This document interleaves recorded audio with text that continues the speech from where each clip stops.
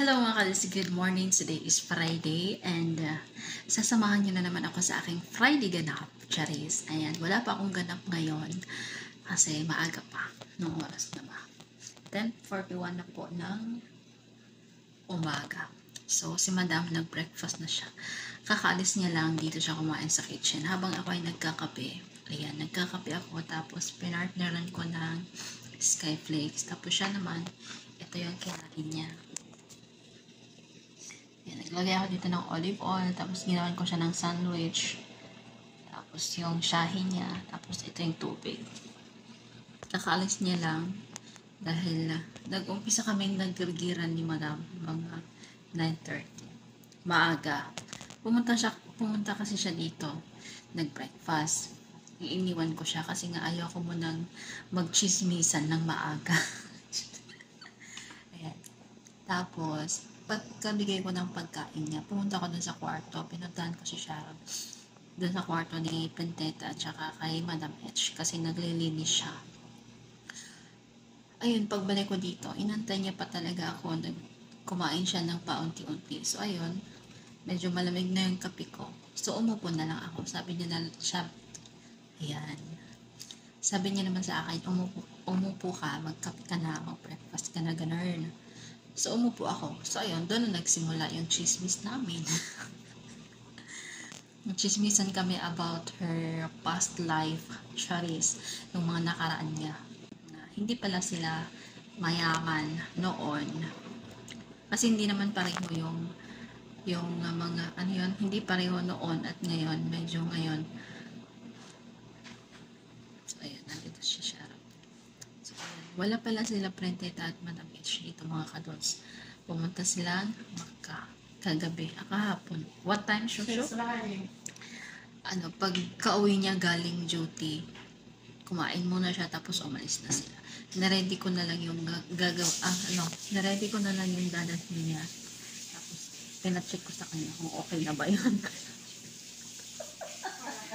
Kung okay na ba yun. Tapos, umalis na sila. Kinagabihan, tumawag pala sila kay Madam Damin. Ang sabi, hindi daw pala pwede, hindi daw nila kaya na mag-umbra sa gabi. Sa gabi. Sabi nila, uuwi daw sila ngayon. Kaya, nag-antay-antay kami dito. Si Sharon, parang butterfly. Nag-antay kami dito. So, ayun lang, wala pa akong masyadong ganap sa umaga na to. Late na din ako nagising alas 9 natin. O, diba? Gising Madam yan.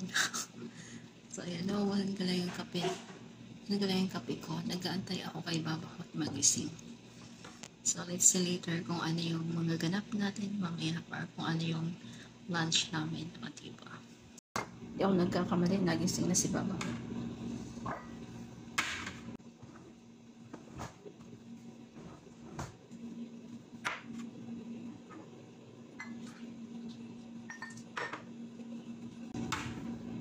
Meron siyang tea dito kahapon pa to. Half lang daw, sabi niya. Maybe half. Ito yung gagamitin ko. Adali.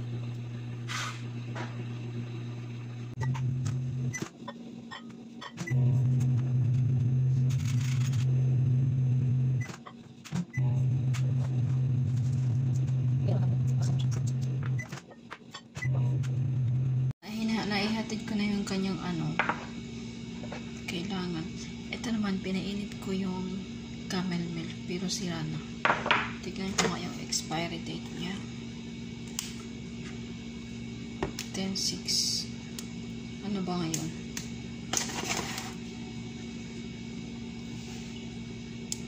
Ngayon pala. Expire na pala to ngayon. Di ba pag expire, may extension pa na 3 days. Pero kasi, milk kasi siya kaya ganyan. So, ayun, nasa CR si Babakot. Baka hindi niya makita yung nilagay ko na shahi niya sa may sala. So, ayan, kung napapansin nyo, walang kalabira yung aming aircon. Kasi nilinis ko. Masyado na siyang ma-oil. Ayan. Diba, maputi na siya. Wala nang dumi. Pero ang problema ko ngayon, ito. Hindi ko matanggal. Hindi ko alam kung anong ilagay ko dito. Siguro dalhin ko ito sa taas. Ibabad ko sa Sunrox at saka sabon na may sabon. Sa malaking palanggana. Babad ko na lang siya mamaya pagkaakyat ko. Kasi maano siya ma-oil. Malapit kasi siya sa paglutuan ko. Kaya lahat ng mga dumi, maalikabok, ma-oil, dun sinusuyop ng aircon. So ayun, magkakape na muna ako. Dagdagan ko itong kape ko kasi medyo konti na lang.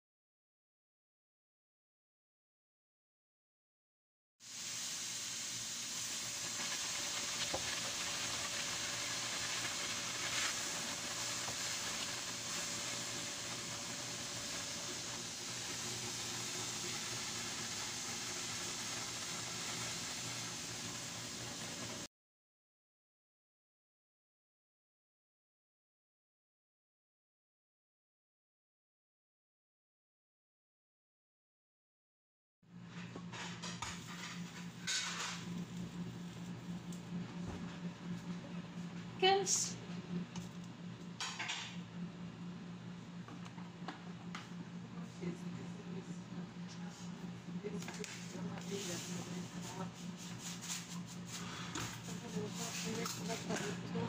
Very, very good wine.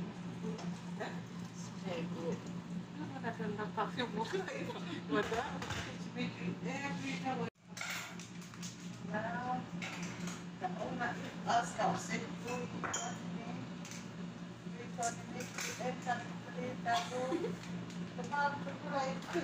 My God.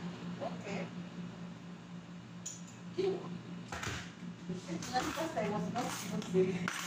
Aywa. I was scared. Okay. If I got that.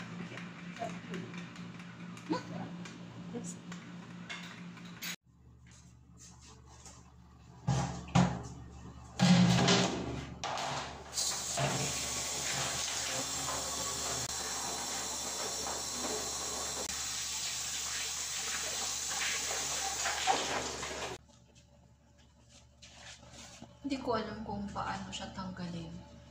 Ito yung veil nila, yung tarha nila na ginagamit. Nagkukulay siya sa may kwilyo. Kahit labhan ko na siya, kahit lagyan ko na siya ng Clorox, hindi ko alam kung paano siya tanggalin. Comment down below, Charis. Comment down below kung paano siya tanggalin. Anong dapat kong gawin? Anong dapat kong ilagay dito? Nagmukha na siyang luma. Tignan niyo yung kamay. Kasi yung tarha na ginagamit niya, either black or blue. So, nagkukulay siya. Dumidikit siya sa eto.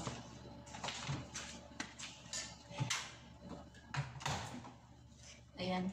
Nilagay ko na dito. Kinuha ko yung para wala akong kalat dito sa baba. O, di ba naglinis ako kahapon?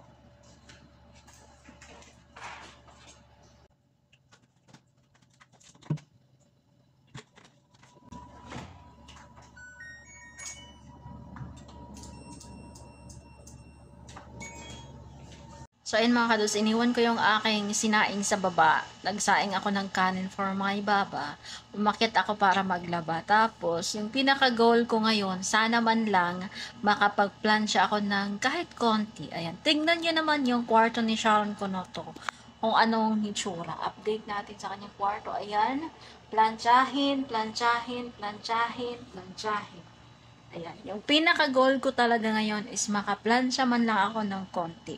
Diba? Nakapag-plansya ako nung nakaraan, nilagay ko na sa mga lalagyan ng mga damit nila, Planteta at Madam H. Pero naglaban naman ako. So, araw-araw nadagdagan yung mga paplansyahin ni Sharon Cunoto.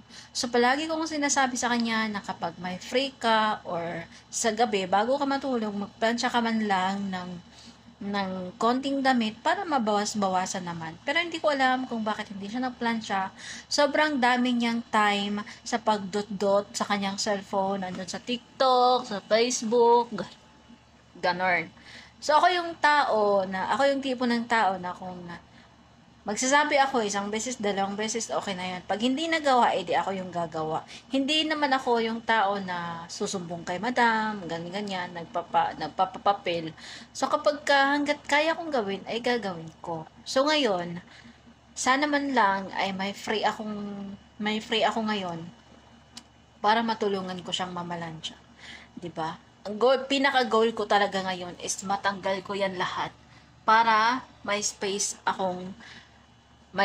yan para para kunyari naglalaba ako for my Madam H, hindi ko dinadryer. Hindi niya kasi dinadryer kasi madali daw magluma yung damit kasi sobrang init kasi ng dryer. So, pagkatapos kong labhan, hinahang ko na lang siya hanggang sa matuyo. Tapos, hindi din paplansyahin. Tutupiin ko na lang yung mga dapat tupiin, ihangar yung mga dapat ihangar, ganun. So, ayan. Sana talaga ay magawa ko yung aking plano ngayon.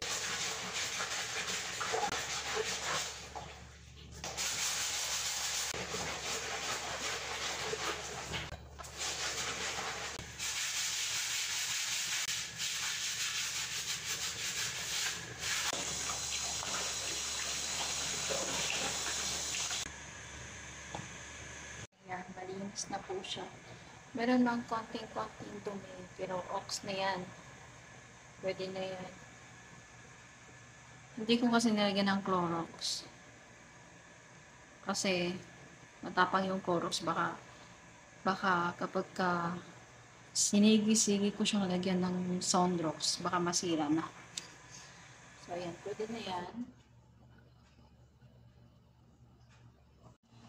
Meron naman talagang pang-spray ng mga ganon, yung pang-tanggal talaga ng mga ganyan. Pero wala kami nun, hindi bumili si Babahot. So, ayan, maghanap na lang ng paraan para malinis.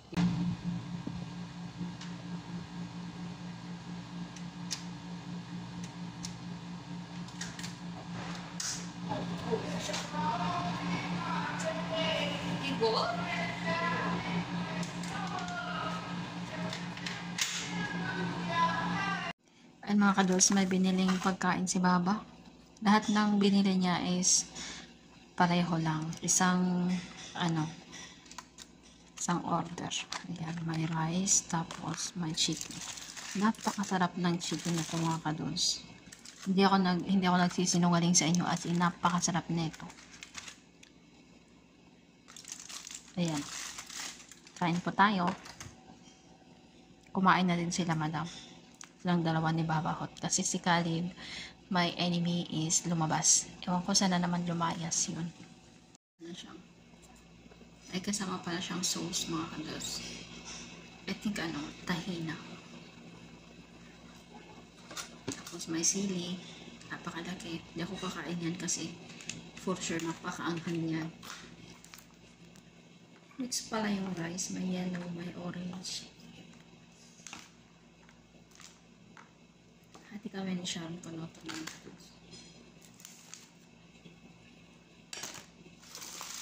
hati din kami sa chicken.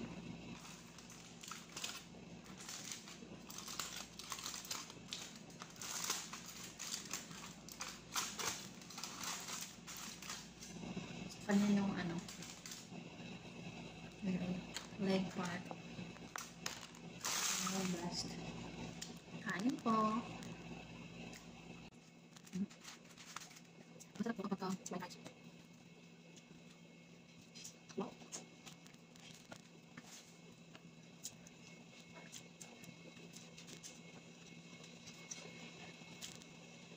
Kulang tayo. Kasi nisyaran ko lang ito andun sa may hagdan, nagdudot-dot na naman. Kakatapos na lang kasi mag-breakfast, kaya busog pa.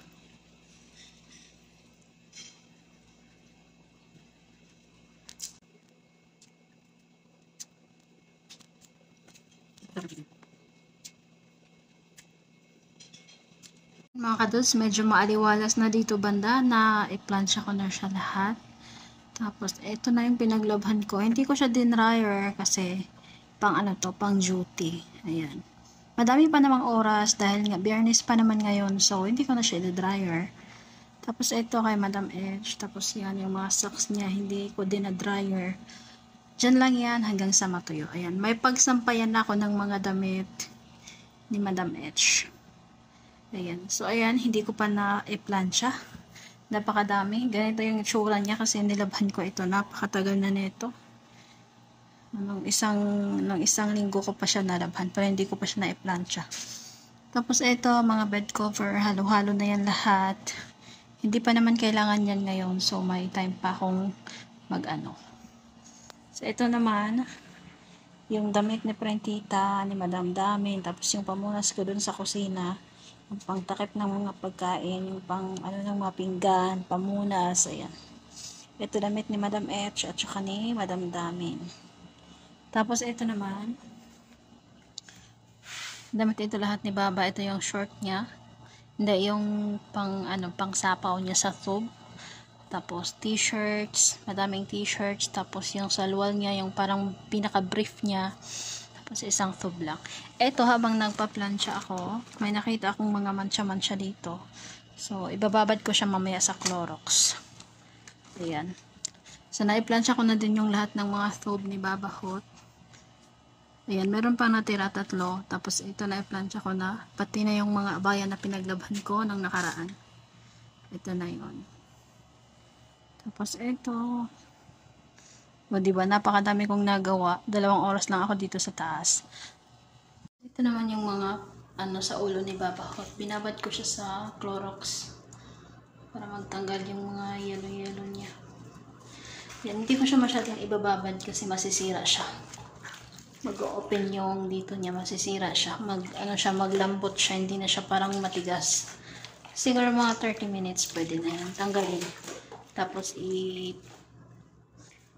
ko dito yung kailangan kong ibabad na mga t-shirts. Ayan, tatanggalin ko yan mamaya konti. Tapos i-washing ko. Diba? Napakalakas